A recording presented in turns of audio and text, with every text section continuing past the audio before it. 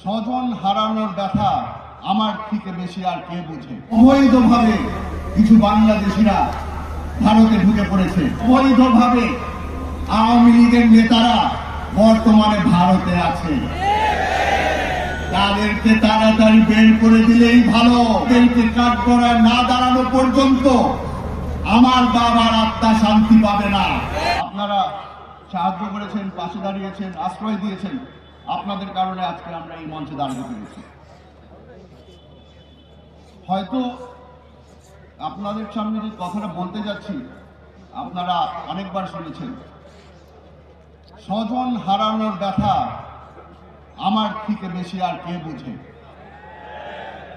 শেখ হাসিনার প্রিয় ডায়লগ সপ্তাহে 2 বার করে শুনতে হতো, নাটকের চোখের পানি দেখতে হতো।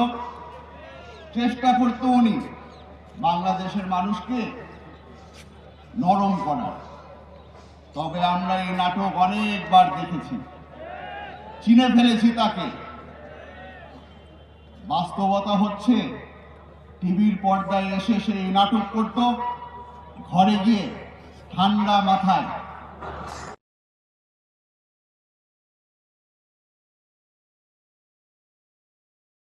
ঘরে বসে দিত। আপনারা আজকে এখানে এসেছেন কারণ আপনারা জানেন যে আগামীর বাংলাদেশ কিরকম হবে। আগামীর বাংলাদেশে আমরা যা দেখতে পাচ্ছি সামনে কিছু বিপদ আছে। আমাদের পাশের দেশ আপনারা দেখেছেন বারবার করে বলে অবৈধভাবে কিছু বাংলাদেশিরা ভারতে ঢুকে পড়েছে, তাদেরকে ভারত থেকে বের করে দিতে হবে। ক্ষমা করে দিবেন, তবে আমি তাদের সাথে একমত। অবৈধভাবে আওয়ামী লীগের নেতারা বর্তমানে ভারতে আছে। তাদেরকে তাড়াতাড়ি বের করে দিলেই ভালো। আমরাও চাই তারা বাংলাদেশে ফিরে আসুক।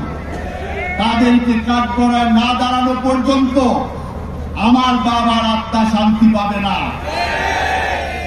আপনাদের থেকে বেশি সময় নেব না, খালি এতটুকু বলে যাচ্ছি, আমাদের দলের পক্ষ থেকে, আমাদের ভারপ্রাপ্ত চেয়ারম্যান তারেক রহমান সাহেবের পক্ষ থেকে, বেগম খালেদা জিয়ার পক্ষ থেকে আপনাদের সকলকে ধন্যবাদ এবং আসসালামু আলাইকুম।